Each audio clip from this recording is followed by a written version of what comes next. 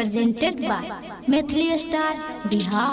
रे भाई एगो बात जानू छी, अब की बेर अपना वार्ड से बंसी के मौके खड़ा भेलो यो तो सब आदमी जगह देख के मोहर मारना छै और ओकरा जिताय देना छै।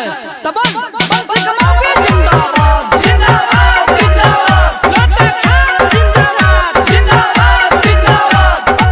संगम रिकॉर्डिंग स्टूडियो चकरमनिया। लोटा लेके पशुपति फिरे रोजे झरका, इहे देखी बंसी के गरम भेलै पारा। बंसी के मौके भेलै खरा फेर वार्ड में दोबारा, बंसी के मौके भेलै खरा फेर वार्ड में दोबारा। लोटा लेके पशुपति फिरे रोजे झरका, इहे देखी बंसी के गरम भेलै पारा। बंसी के मौके भेलै खरा फेर वार्ड में दोबारा, बंसी के मौके भेलै खरा फेर वार्ड में दोबारा।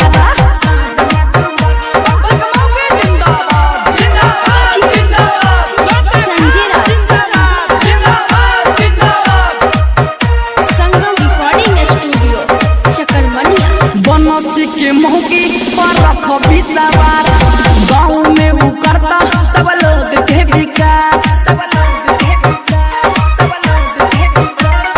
बंसी के मौके पर रखो विश्वास, गाँव में उ करता सब लोग के विकास। खबर मिलला खुशी होय के पीटा ढोल नगारा, खबर मिलला खुशी होय के पीटा ढोल नगारा। बंसी के मौके भेलै खरा फेर वार्ड में दोबारा, बंसी के मौके भेलै खरा फेर वार्ड में दोबारा।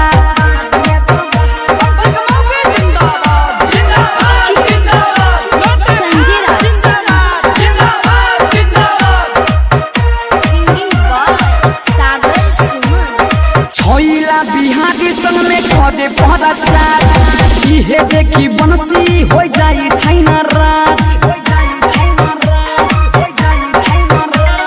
छैला बिहारी संग में करे पहरा चार, इहे देखी बंसी हो जाई छैना राज। उछलै छै बीच में सोनू सिंह छौड़ा, उछलै छै बीच में सोनू सिंह छौड़ा। बंसी के मौके भेलै खरा फेर वार्ड में दोबारा, बंसी के मौके भेलै खरा फेर वार्ड में दोबारा।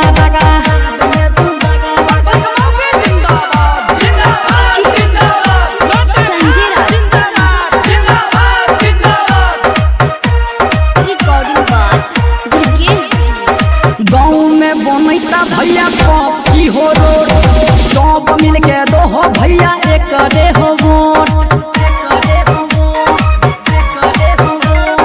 गाँव में बनैता भैया की हो रोड, सब मिल के दो हो भैया एक रे हो वोट।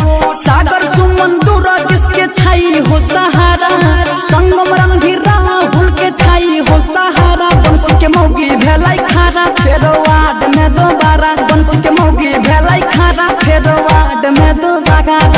संगम रिकॉर्डिंग स्टूडियो चकरमनिया।